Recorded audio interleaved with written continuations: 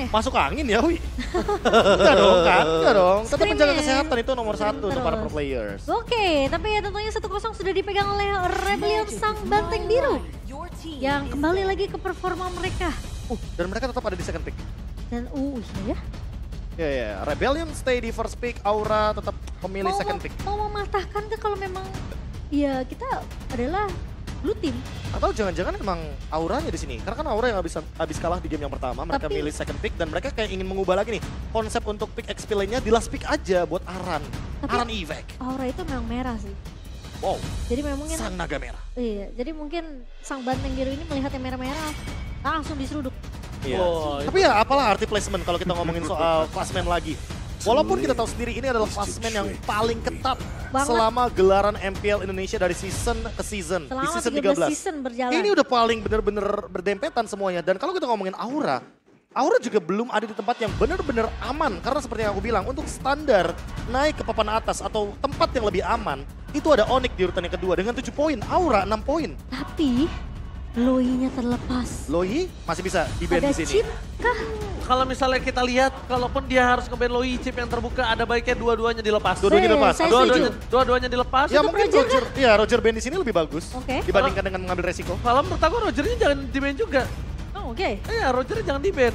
Dan bahkan bisa kita bilang di sini menunjukkan Loi. Mereka harus menukar apakah chip atau Roger Oh, ternyata.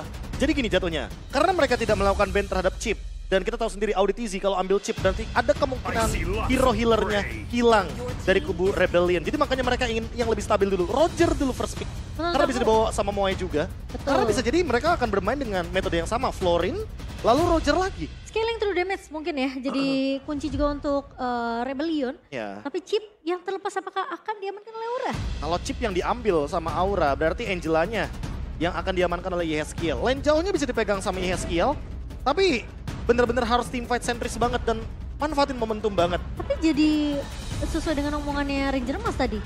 Ya skillnya harus bawa hero yang momentum. Ya kan? Hmm. Sementara ketika membawakan Angela, ya emang dia ada referensi bawain Angela. Tapi pada saat itu, X-boardnya lepas dan dipakai sama Aran. Jadi Iya. team fight-nya kuat banget. Masalahnya Yawi pun harus dapetin hero momentumnya. Ya makanya draftnya aku suka banget mereka ban X-boardnya di sini. Jadi ada pertanda kalau seandainya team fight jangka panjang ingin dihindari sama Rebellion. Wait. Oke. Wise move banget buat Coach Chico dan juga Coach Vivi. Hari first pick Kalau misalnya kita terlalu bilang early kah? nggak terlalu early juga, tapi yang mungkin kita saat ini menyaksikan adalah satu buah pergerakan yang mungkin akan menggocek pergerakan Aura, karena kita belum melihat di sini untuk Angela akan berada di arah Romer. Iya, aku setuju karena belum tentu. Ini Angelanya bisa di mid lane. Bisa di mid ya? Dan karena tidak ada Minotaur, ada kemungkinan Moai-nya juga bisa jadi nggak bawain Marksman. Kalau emang Rogernya masih menuju ke jungler. Entah kenapa aku lebih suka kalau Moai-nya bawa fighter lagi yang lebih kuat. Nanti Angela Florin pun mereka bisa bawakan, tapi didinai dengan Kaja, hero pick off. Yang tentunya akan bisa membatalkan setup-setup dari hero healer. Mereka membutuhkan the power of damage di arah mid lane terlebih dahulu, Momochan. Mereka butuh burst. Mereka butuh Yezkiel punya sesuatu dorongan untuk early game sebelum Kari dan Kaja join sama satu hero itu. Menurut aku sih Novaria, Gord, Gord, aku lebih setuju Gord sih kalau misalkan posisi kayak gini. oke. Soalnya entah kenapa ya kalau kita ngomongin soal Kaja yang paling bisa follow up cepet ya so far Gord. Menurut aku sulit sih karena ada Trisla Iya, di tapi kalau sisi dari Rebellion. kalau Lunox lebih gampang ditangkap sama Lilia. Roger. Lilia oke. Karena Ya. Lilia juga masih bisa pegang Interisla. Itu dia keputusan yang sangat baik. Kenapa? Edit. Edit. Karena Kari bisa menahan damage dari physical, tapi Kari nggak bisa menahan damage dari magical. Itu dia. Dan setuju. sekarang kondisinya adalah Suelo possibility-nya akan pakai Angela. Ya, kayak Possibility. ada Possibility ya? imajinatif dari Coach Senda Lucas dan juga Vesager kalau mereka memikirkan gimana caranya kalau seandainya nanti Angelanya itu bukan di roamer gitu loh. Iya, tapi main di area mid.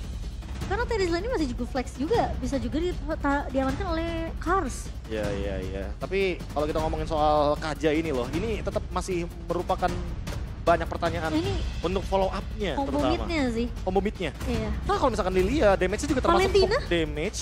Valentina termasuk ke burst damage tapi scaling. Scaling memang sih. Tapi Valentina sekarang Tapi kalau Lilia dia juga bikin scaling Blood sih, Wings Beb. oke banget. Oke. Tapi tidak akan ada efek sana. Ke sana burst damage juga.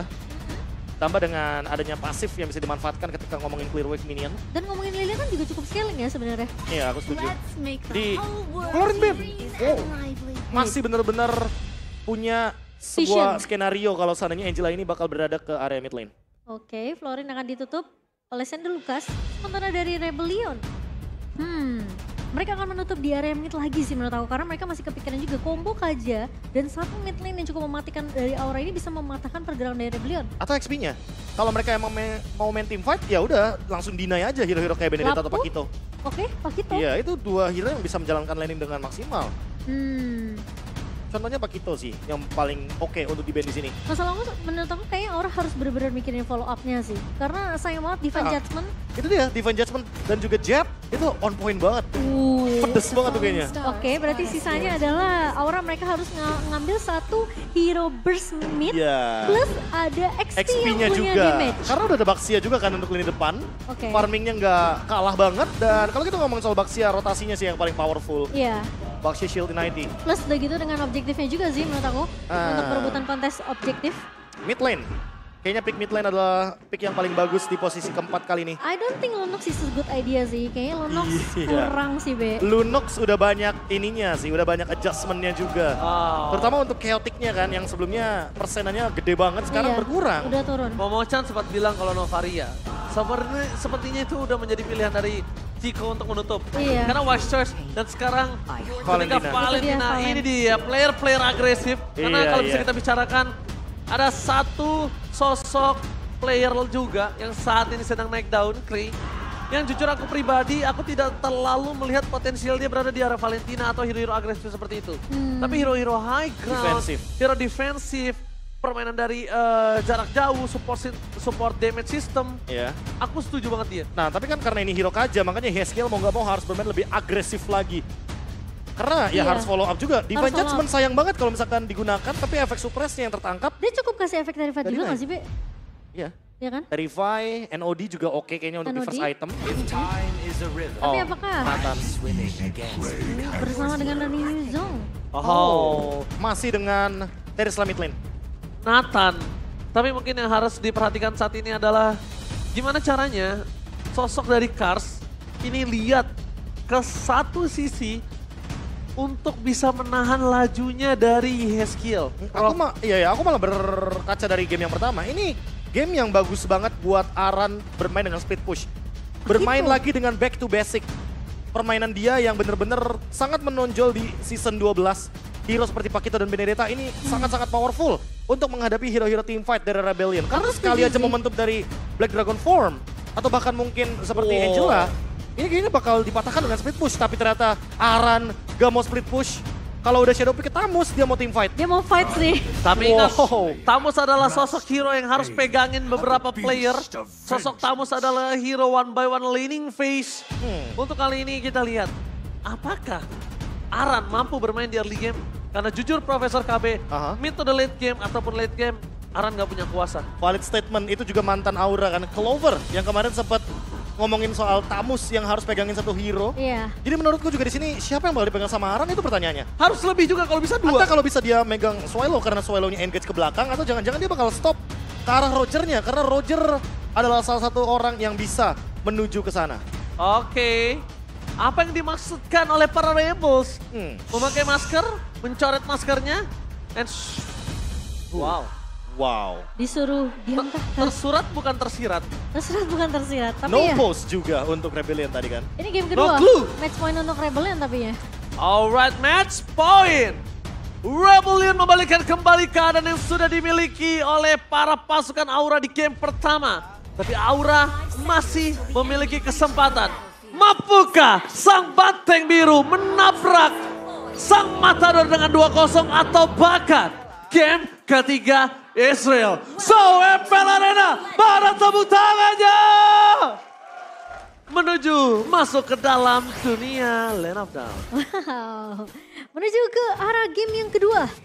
Yang dimana Rebellion, lagi-lagi mid Terisla yang begitu kuat untuk Rebellion. Karena tugas mereka satu, mereka cukup clear minion dengan cukup cepat, mainin rotasi, dan cari informasi sebanyak-banyaknya ngasih space ke arah Vincent untuk melakukan farming. Sementara Yesiel, Yaramit bakal coba untuk ditabrak. Oke, early pressure Swallow, first spot sepertinya akan ada di tangan Swallow karena Yawi pasifnya, jangan lupakan itu. Oh no, Ring of Order masih cooldown di sana nampaknya. Swallow still survive di arah mid lane. dan membuat para pasukan dari tim Rebellion tidak terjadi first blood. Ya, thanks to Festival of Blood dan juga adanya Brace Might di sana. Emblem Fighter juga tentunya menambahkan lagi Spell Fam ketika urusan survive ability dari Swallow. Tapi kalau kita ngomongin Audit Easy lagi dan lagi dia bermain dengan cooldown, lalu bermain dengan emblem-emblem support. Yawi. Cuma numpang lewat tuh, Prof.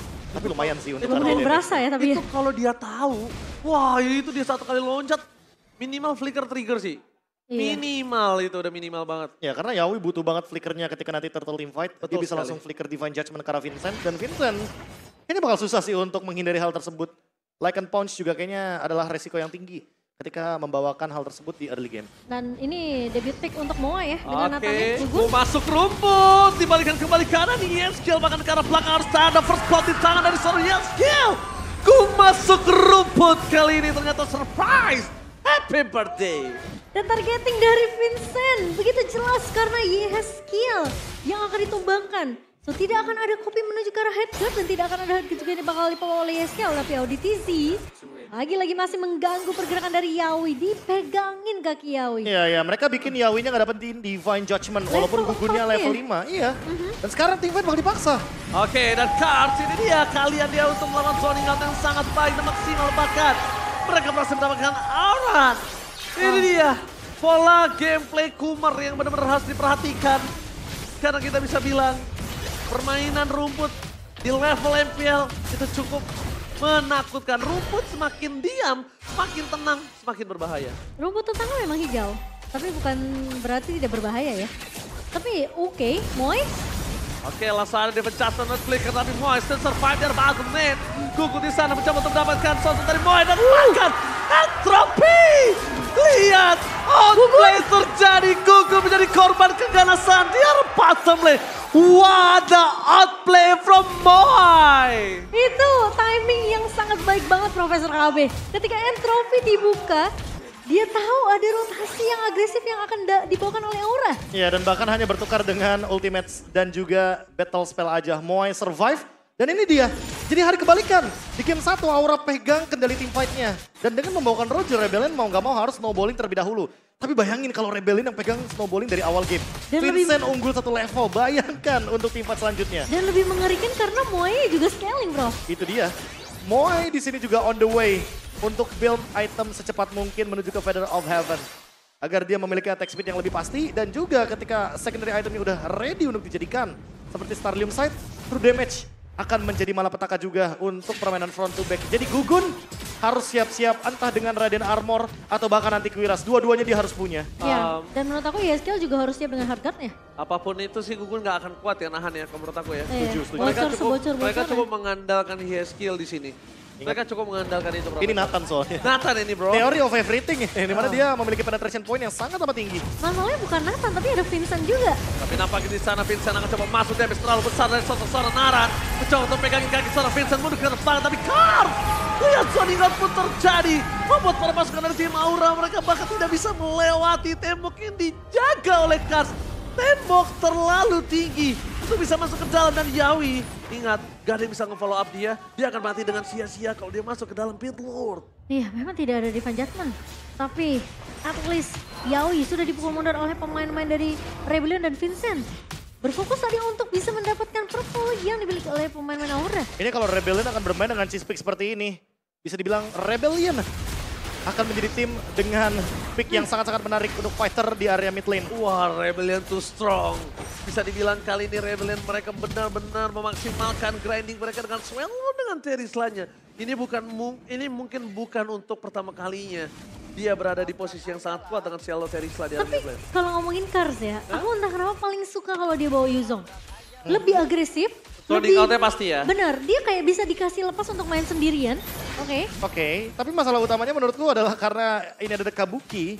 Aura kayak harus punya asuransi untuk gimana caranya mereka tidak membuat Kabuki ditabrak oleh Yuzong. Karena Cars kalau targetin ke Kabuki, covernya bakal sulit.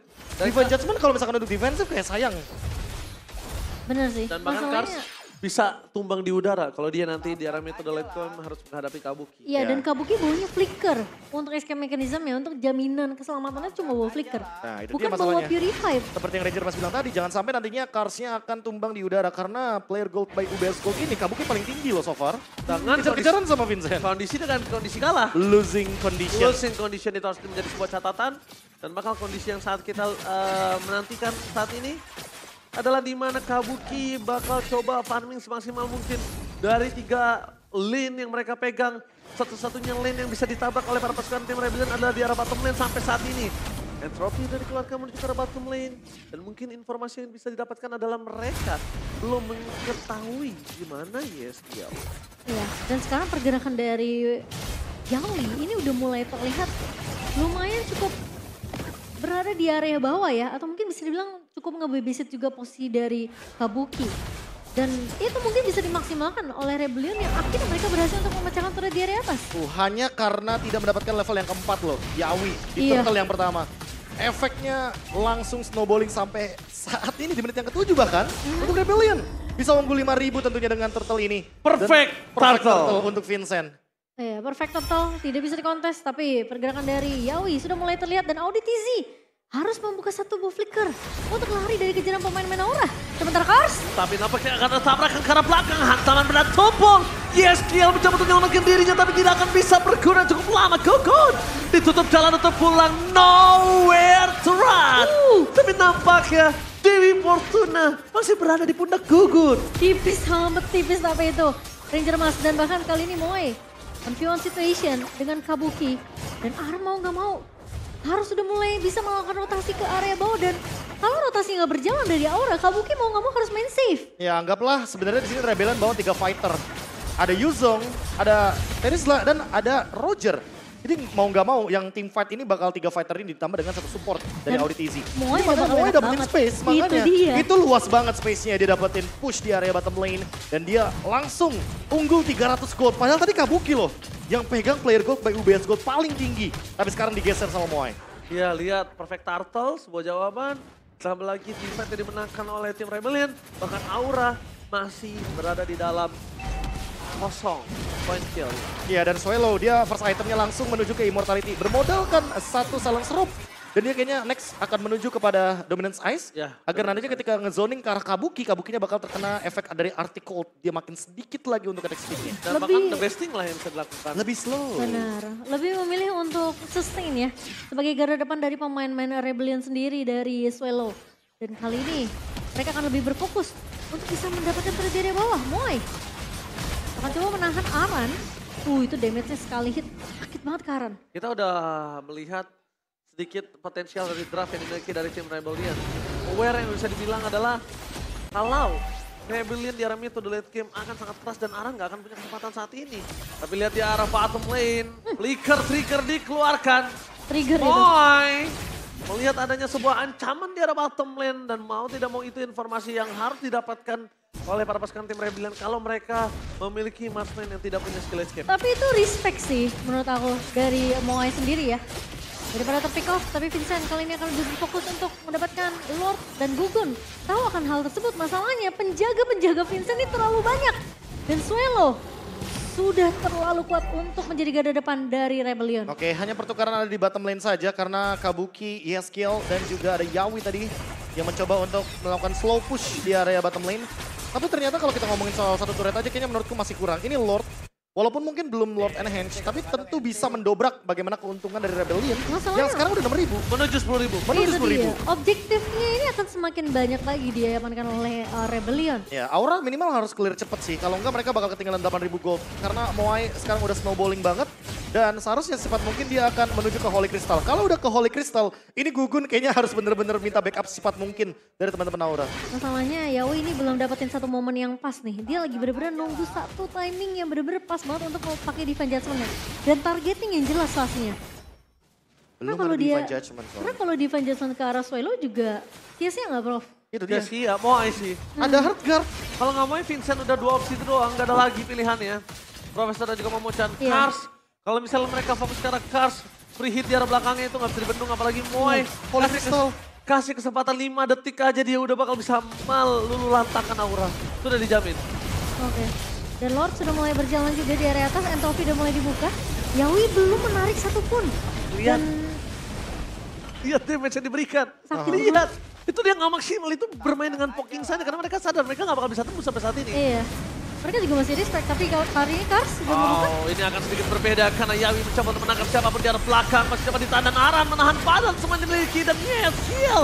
Dia lagi kesempatan mencoba untuk membaitkan dan swallow.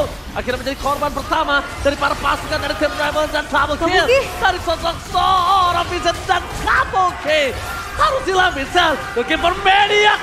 Dan kali ini akan coba digaruk lagi Serigala berpuluh domba. Tidak berhasil mendapatkan Maniac dan mereka lebih fokus menuju ke arah Best Turret. Tapi berhasil untuk meruntuhkan 4 pemain dari Aura. Oh my god, ini bencana. Sang Tank Biru memecahkan 2-0 tanpa balas. Rebellion take the game. Pembalasan dendam dari Rebellion.